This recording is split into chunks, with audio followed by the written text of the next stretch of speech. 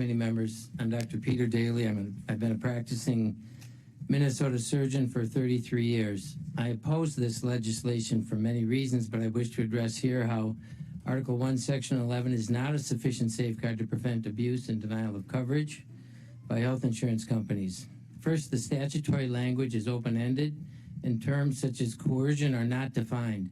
Second, there is an obvious financial incentive for health insurance to propose a less expensive course of death, which is an unavoidable conflict of interest.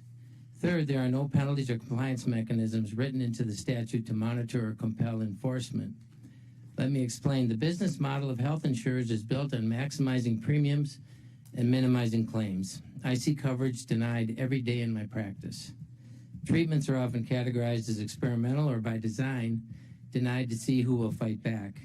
You apply this to expensive cancer and organ failure costs, and the only reason health insurance companies will ultimately comply is if they have to. There needs to be penalties. Regarding coercion and conflict of interest, healthcare is expensive and death is cheap. If this bill passes, patients and families will be worn down by a system that subtly coerces them into giving up, or short of assisted suicide, will push them into less costly treatment options.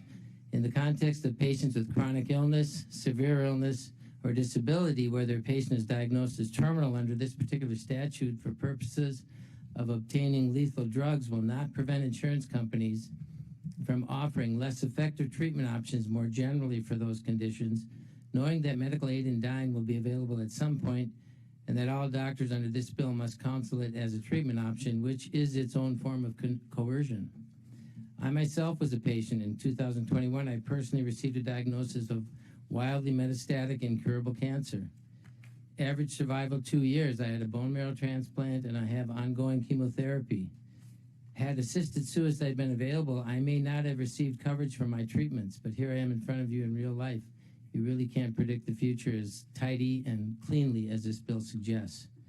Lack of abuse safeguards, coercion, imprecise prognoses in real life, these are the problems with this legislation. Protecting the choices of those who want assisted suicide will endanger healthcare access for everyone. Thank you.